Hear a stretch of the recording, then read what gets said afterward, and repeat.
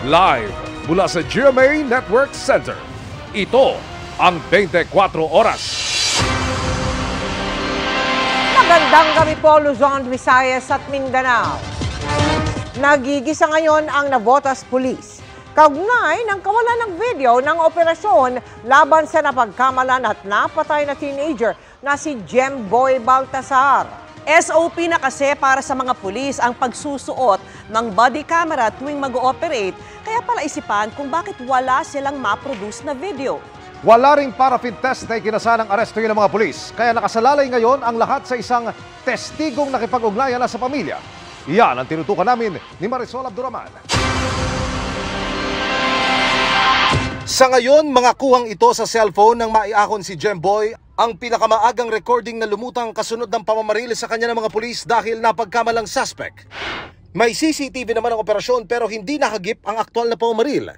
Pagkumpirma ng Northern Police District na nakakasakop sa Navotas Police Station, walang maproduce na video ng actual operation ang mga nag-operate na pulis. Ito ay isang operation na sa tingin natin dapat merong ginamit na body-worn camera. Pero may kasama si Jemboy na nangakong tetestigo para ilahad ang mga nangyari. Nakipag-ugnayan na raw ito sa kanila ayon sa ina ng biktima na si Roda. Awa mo na kasi ikaw yung kasama ng anak ko. Sana tulungan mo si Jemboy na makamit niya yung katarungan. Kung ano yung nakita mo, sana sabihin mo yung mga nakita mo. Huwag ka matakot sa mga pulis kasi tutulungan tayo ni Lord. Ang testigong ito, best friend daw ni Jemboy at kasamang naghahanda noon ng bangka para mangisda. Pinagmamura po sila ng pulis. Tapos sabi niya, inahanap po yung ibang pangalan. Ikinwento na rin daw ng saksi kung papaanong natakot daw si Jemboy kaya lumundag sa ilog. Pagkatapos, nakarinig na raw ito ng mga putok ng baril. Hindi po, binaril lang nila yung anak ko. Paano lulutang anak ko kung may tama na sa ulo? Umaasa rin si Roda, may iba pang testigong lulutang para makatulong sa kaso. Paano po kami makakuha ng mga witness? Kasi po yung bagong mangyari aksidente, pinaalis po yung mga tao. Talagang po talaga yung yung magiging witness namin. Kanina, nagtungo sa burol ni Jemboy ang mga taga-Internal Affairs Service o IAS ng PNP para kunan sana ng statement at testigo para sa isinasagawa nitong sariling investigasyon pero hindi nila ito nakaharap. Pinagsusumiti na rin ng IAS ng written report ang hepe ng Navotas para magpaliwanag. Ang 19 na pulis namang involved sa operation na ngayon under investigation na. Lumalabas na mula sa Substation 4 ng Navotas Police, Intelligence Unit at SWAT. Ang na-identify lang na nagpaputok ay 6. Mostly 9mm yung gamit natin dito baril. 9mm, ibig sabihin na director na yan, short firearm. Short firearm po. Hot pursuit daw ang operation laban sa isang suspect sa murder case na naganap din noong August 2. Namataan umano ang suspect sa bangka kung saan naroon si Jemboy. Hindi ito magkahawig pero ayon sa kanilang istorya, ito ay tumalon sa tubig. Kaya nagsimula po yung pagputok. Doon pala makita natin na meron ng paglabag sa POP. Galit na galit din ang DILG sa anyay mga pagkukulang ng mga pulis. Unang-una, warning shot. There are elements that kailangan ka, nasa procedure yan eh. At ang pinakamali sa lahat, babaril ka na lang ng basta-basta pagkatapos nando na, hindi mo palang kinuha yung bata. Kabilang sa inuusisa pa rin ay kung bakit wala pang maibigay ang mga pulis na kuha mula sa body-worn camera o BWC. Marami raw katanungan ang dapat mabigyang linaw. Walang body-worn camera, walang paraffin test when they were arrested and or inquested.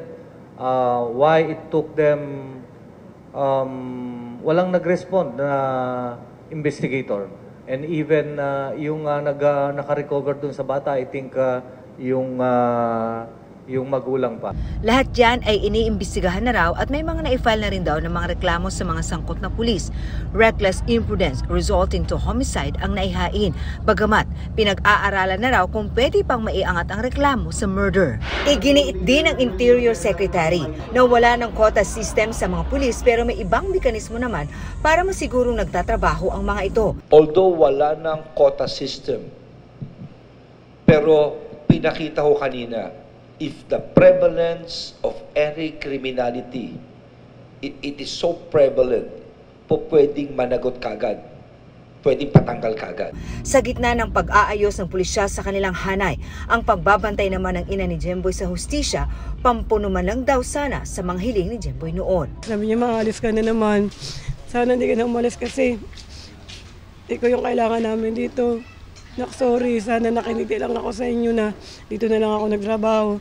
Para sa GMA Integrated News, Marisol Abduraman. At Emil Sumangil, nakatuto kami 24 oras. May desisyon na ang LTFRB kaugnay ng hiling na dagdag pasahe tuwing rush hour.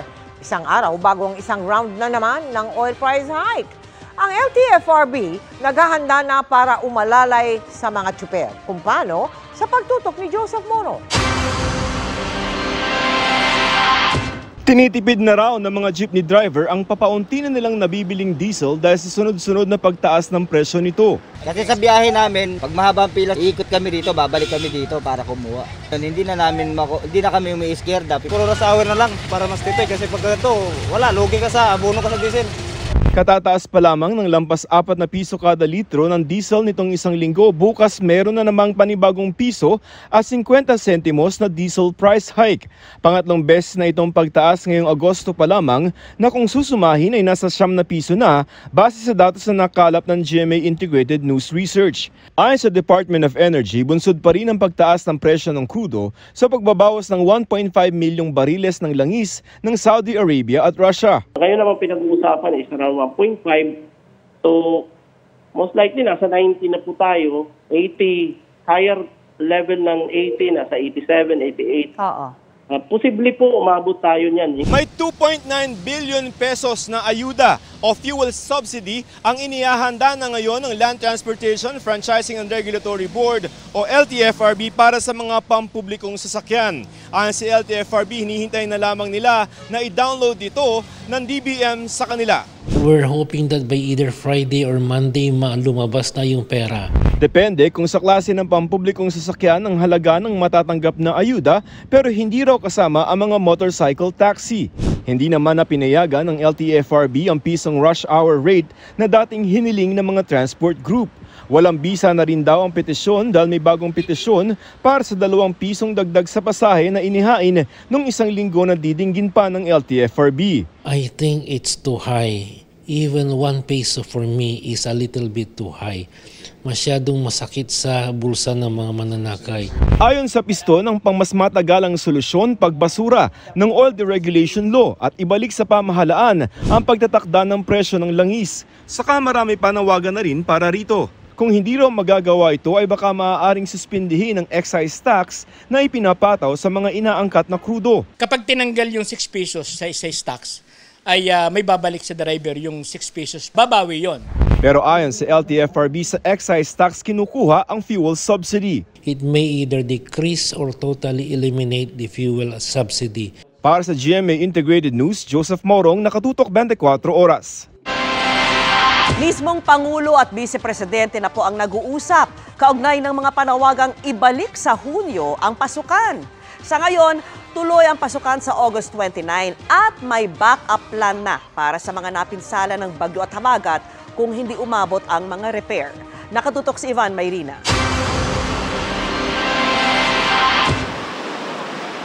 Kalakasan ng ulan ang dumating si Pangulong Bongbong Marcos sa Victorino Mapa High School. Kaya bukod sa karaniwang gawain sa dadalawan niyang brigada eskwela, nakadagdag pa ang pag-uwalis sa naipong tubig sa paaralan. Sabi ng Pangulo, pinag-usapan daw nila ni Vice President at Education Secretary Sara Duterte ang mga panawagang ibalik sa dati ang pasukan. Nung pinaltan natin yung schedule dahil may pandemic, tapos kayo naman climate change ang kailangan natin pag-usapan dahil isa-schedule ngayon. Tag-ulan pa rin naman ngayong Agosto, pareho sa dating pasukan tuwing Hunyo, pero tumatama na ang klase sa tag-init dahil nauurong din ang bakasyon. Napakainit at pati yung mga bata hinihimatay na.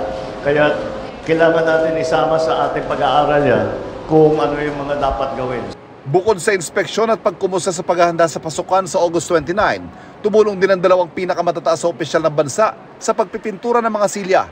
Naglaan din ng 1 milyong pisong pondo para sa pagsasaayos ng VMAPA High School para makapaghanda ng hustong paaralan. Pero ang ibang paaralan matinding baha at pinsalang inabot dahil sa bagyong Egay, Falcon at Habagat. kaya posibleng hindi makahabol sa pasukan sa August 29. Kung hindi po umabot yung repairs nila by opening ng August 29, ay immediately po i-implement ng ating mga paaralan yung blended learning. Ipinagmalaki rin ng Pangulo ang bagong K-10 matatag curriculum na ayon sa DepEd Secretary ay isa sa magiging legacy ng administrasyon sa basic education. Para maging mas bagay sa pangangailangan ng mga batang Pilipino. Kasi nakasama na rin dahil matatag program includes all our efforts na para pagandahin ang mga international score natin, especially when it comes to STEM at tinatawag na STEM subjects. Samantala, sinabi ni Vice President Sara Duterte na maliban sa taas sahod sa mga guro, na saklaw ng Salary Standardization Law ay may pag-aaral din ginagawa para sa tinatawag na long-term outlook para sa teaching at non-teaching personnel sa kagawaran. Para sa GMA Integrated News, Ivan Mayrina, nakatutok, 24 oras. Ramdam ang bigayan sa ilang brigada eskwela dahil pati mga estudyante isinabay sa mga inihahanda sa pasukan. Bukod sa libreng gupit, may mga binigyan din ng mga uniform ng mga gumraduate na. Tinutukan niya ni Oscar Oida. Malapiesta at may parada pa ang unang araw ng Brigada Eskwela dito sa Sampaguita High School sa Camarin, Caloocan. Ito raw ay parikayatin ang komunidad na tumulong sa pagsasaayos at pagkukumpuni ng mga classroom. Kailangan po talagang i-involve ang community. Hindi po pwede na kami at kami lang. Kailangan po talagang stakeholders. May libreng kape na, may papandesal. And if that's not enough, may lugaw all you can. At hindi lang pasilidad, pati mga estudyante, inihahanda na, kaya may libreng gupit. May uniform ko, pamana ko project din ang alumni para sa mga estudyanteng walang pang-uniforme. At kung medyo lumalabo na ang mata, may free check-up, courtesy ni Doktora na graduate din ng Sampaguita. Nakapag-give back po kami sa school po kung saan kami gumraduate. Aabot sa 72 classrooms ang tulong-tulong na nilinis at kinumpuni sa pagtutulungan ng mga magulang, pati mga pulis. Nakikita ng ibang tao na tumutulong pa rin yung pulis sa community. Nabubus po yung mga moral ng bawat isa. So, mas maganda po maaliwalas po para po sa mga estudyante po. Sa Bagumbong High School sa Camarin, Caloocan pa rin, aabot sa 80 classrooms ang pinagtulong-tulungang linisin bilang paghahanda sa pagpasok ng mahigit 3,000 enrollees. Sapat daw ang mga classroom, pero kailangan nang i-upgrade ang linya ng kanilang mga kuryente. Meron po tayong 2 building na bago. Hindi po sir ready ang capacity ng ating electrical wiring. Agad naman daw nagpadala ng tulong ang lokal na pamahalaan. Para sa GMA Integrated News, Oscar Oida, nakatutok, 24 oras. Wasak ang mahigit 30 bahay sa Badyangan, Iloilo dahil sa pananalasa ng buhawi. Sa videong kuha ng isang residente nitong Sabado, kitang halos padapain na ng buhawi ang mga puno sa lugar. Halos mag-zero visibility rin dahil sa malakas na hangin na sinabayan pa ng kunog at kidlat. Ayon sa Badyangan MDRRMO, 5 barangay ang apektado ng nagdaang buhawi. Wala namang naitalang nasugatan o nasawi, pero mahigit 30 bahay ang partially damaged habang isa ang totally damaged. Nadamay rin ang ilang pananim. Nakatakda lamang magbigay ng tulong ang lokal na pamahalaan sa mga apektadong residente. Kahit bawal ang alak, nakakagawa pala ng lambanog ang mga preso sa bilibid. May mga kalapati rin ginagamit sa pagpuslit ng mga kontrabando. Sibak tuloy sa pwesto ang 100 tauhan ng Bucor. Nakatutok si Salima Refran. Ang galon-galon na inakalang mga produktong petrolyo na nasamsam sa Oplan Greyhound ng Bucor sa New Bilibid Prisons, nadiskubring mga lambanog pala. Hanggat makakalusot, pinagbawal ang alak. Ngayon naman, ang ginamit, yung yeast, yung paggawa ng tinapay. Ginagawa naman ng lambanog. Kasama rin sa mga nakumpiska ang mga inaalagaan kalapati ng mga PDL. Sinasana yung kalapati nandun sa hawla. Pag bumisita yung kamag-anak, no, lalagyan kung ano-ano mga epektos o pera. O siyempre yung kalapati, uuwi yun. Babalik doon sa pugad. Kasunod ng pagkakadiskubre ng katakot-takot na kontrabando, 100 Bucor personnel kabilang ang 20 opisyal ang inalis muna sa pwesto. Yung mga matitigas ang ulo talaga. Scalawags ng tawag ko dyan eh. Hindi na empleyado eh. Sinabi yan ni Katapang sa cataract screening and operation ng ilang mga PDL sa Maynila kanina. Kasama nga ang kalusugan at pagkain ng mga PDL sa inaasikaso ngayon ng Bucor, lalo't pinuna ito sa audit report ng COA. Nagtitiis raw sa 70 pesos na meal allowance bawat PDL para sa 3 beses na pagkain sa isang araw. Pinuna na nga ng COA na hindi raw nasusunod ang mga nakasaad sa Food Subsistence Agreement. Kaya hindi raw naaabot ang tinakdang 2,000 kilocalories per meal. Inaksyonan na rin daw ni Katapang ang sinabi ng COA na delayed procurement sa mga gamot, medical at dental supplies, maski ang 1 bilyong halaga ng mga pagpapatayo ng gusali sa iba't ibang kulungan sa bansa na subject ng plunder case na inihain nila laban kay dating Bucor Chief Gerald Bantag. Para sa GMA Integrated News, Sanima Refra, nakatutok 24 oras. Pinabulaanan ng kampo ni dating Pangulong Erap Estrada ang alegasyon ng nooy tagapagsalita ni dating Pangulo Gloria Macapagal Arroyo. Ayon kay Rigoberto Tiglao, si Erap mismo ang nangakong aalisin ang isinadsad na BRP Sierra Madre sa Ayungin Shoal. At yan po ang tinutukan ni Chino Gaston. Kasunod ng pambobomba ng tubig ng China sa mga bangkang magdadala ng supply sa BRP Sierra Madre sa Ayungin Shoal, ang pag-ungkat ng China sa umano'y pangako ng Pilipinas na tatanggalin ang BRP Sierra Madre, sa ngayon, tila walang nakaalala na may ganyan nga. Pero kung meron man, if there does exist such an agreement, I rescind that agreement as of now. Pero meron daw ganyan. Sabi sa kanyang kolom ni Tiglao, ang nooy presidential spokesperson noong Pangulo pa si Gloria Macapagal Arroyo. Si dating Pangulong Joseph Estrada raw ang nangako niyan noong 1999. Bagaman verbal daw ang pangako, makikita raw ito sa ilang dokumento tulad sa isang official memoranda na hindi na natin ipapakita at ide-detalye dahil confidential ayon mismo kay Tiglao. Pero ayon sa kampo ng dating Pangulo, she cannot remember that anymore. Former Senator and former Defense Secretary Orly Mercado, he confirmed that there was no agreement or promise to the Chinese government. I think it is quite illogical for me if former President Estrada instructed to station BRP Sierra Madre and at the same time commit that he's going to remove the ship at any time. I do not know where former Ambassador Tiglao got that information. nauna nang sinabi ni dating Defense Secretary Orly Mercado na wala siyang alam na usapan o pangako ng Administrasyong Estrada na tatanggalin ang BRP Sierra Madre sa Ayungin Shoal. Samantala, matagumpay naman nakapaghatid ng supply sa Pag-asa Island ang BRP Cabra at BRP Malabrigo na walang naranasang pangaharang. Ito'y kahit noong Biyernes ng gabi, may namataan daw na 21 Chinese fishing militia ships na pumalibot sa BRP Cabra sa Automatic Identification System o AIS data ng American Security Analyst na si Ray Powell. Ang sitwasyon ngayon sa Ayungin ay hindi na ganun kadami ang China Coast Guard na nagpapatrolya sa vicinity ng Ayungin Shoal. Dahil na-expect nila, wala pa namang resupply mission na mangyayari. Malayo yan sa sinapit na mga pagsusupply sana ng BRP Sierra Madre nitong August 5 na hindi pa natutuloy. Muli namang iginit ng China na bahagi ng China ang Ayungin. The Philippine side insisted on transporting construction materials to the grounded vessel for overhaul and reinforcement with the intent of permanently occupying Zhenghai Reef. The above is the cause of this incident.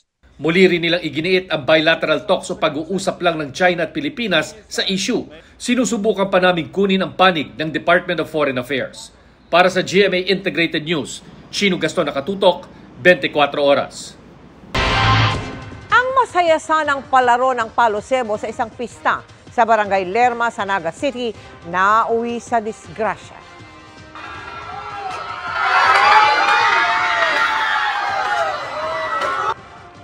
Habang naguunahan ang mga kalahok para makuha ang banderita sa tuktok ng kawayan, bigla itong nabali. Sa pagbagsak ng 4 na biktima, nagtamo sila ng mga sugat at bali sa katawan. Nagpapagaling pa ang ilan sa kanila sa ospital. Ay sa pamunuan ng barangay, hindi sila ang nag-organisa ng laro. Tumanggi namang magbigay ng pahayag ang organizer umano. Dahil sa nangyari, hindi raw papayagan ng barangay ang parehong palaro para iwas disgrasya. Humingi ng paumanhin ang Taguig City Hall dahil maantala ang ilang benepisyo ng mga estudyante sa mga EMBO area na dating sakop po ng Makati. Nakatutok si Danny Tingkungko. Sa kick-off ng Brigada Eskwela ngayong araw, mga opisyal ng Taguig ang nanguna sa paghahanda sa 14 na paaralan sa mga tinatawag na EMBO area na inilipat na sa jurisdiksyon ng Taguig mula sa Makati. Alinsunod ito sa desisyon ng Korte Suprema na nagtakdang bahagi ng Taguig ang mga EMBO area. Sa kanyang talumpati, humingi ng dispensa at pangunawa si Taguig Mayor Lainey Cayetano sa tinawag niyang hindi komportabling transition period ngayon taon. Siniguro rin niyang makukuha ng mga taga-EMBO area mga benepisyo sa mga taga-Taguig. Pero baka lang daw madelay ang pamamahagi ng uniforme dahil kinukuha pa raw nila ang sukat ng mga estudyante. Ang sabi pa ni Cayetano, hindi raw nakikipagtulungan sa kanila ang Makati LGU sa maayos sanang transition sa pamamahala sa mga paaralan. Mula sa umpisa, nakikiusap na akong gumawa na ng transition team, ang City of Makati. Para lahat ng mga pinoprotesta niyang mga legal, ownership ng ganito, lupa, ganito, ganyan, para lahat yon mapag-usapan na ng magkabilang kampo.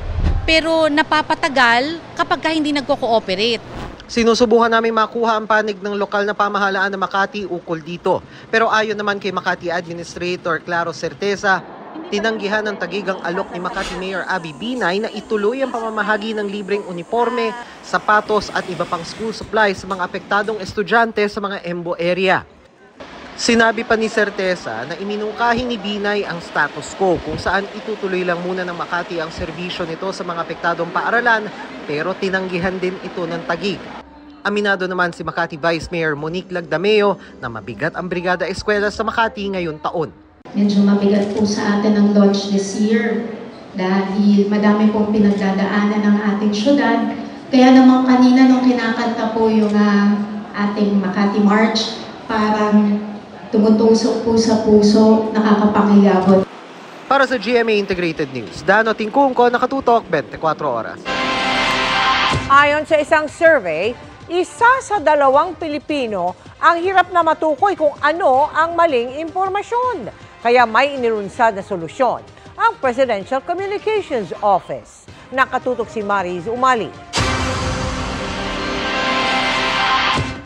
Paglaban sa pagkalat ng maling impormasyon ang layon daw ng kasunduan sa pagitan ng ilang ahensya ng pamahalaan at social media platform. Sinaksihan yan mismo ni Pangulong Marcos. The very first casualty of all of these sometimes sinister, sometimes just mistaken, misguided activities, the first victim, the first casualty is the truth.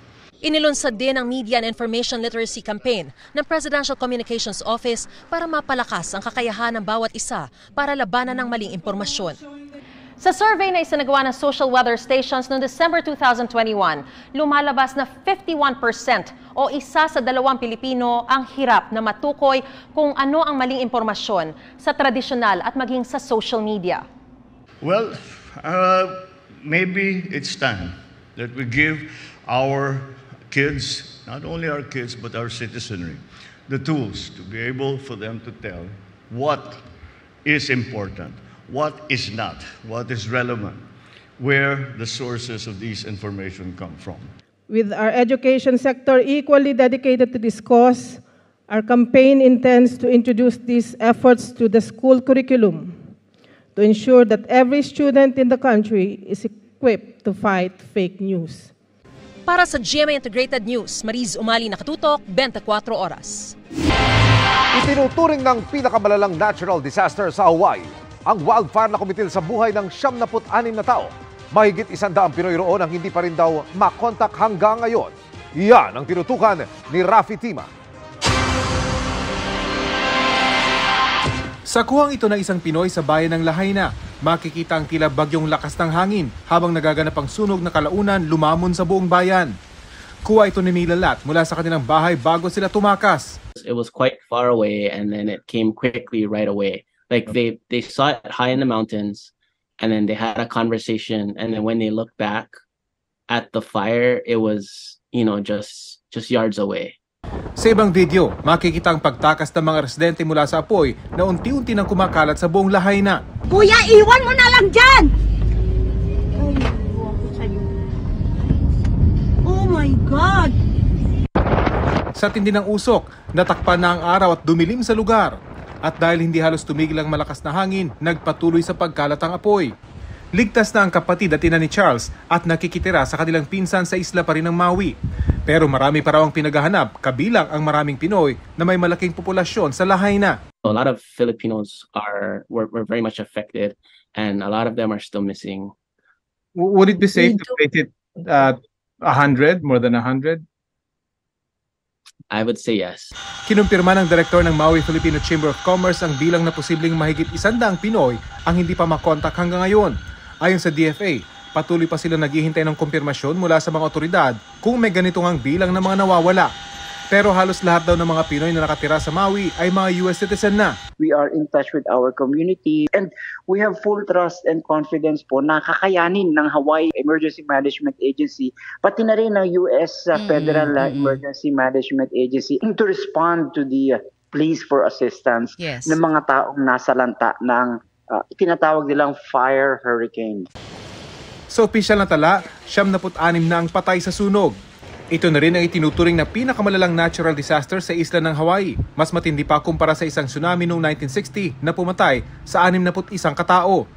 7 araw matapos magsimula ang sunog, patuloy ang mga pamatay sunog sa pagpula sa mga natitirang apoy na posibleng muling sumiklab.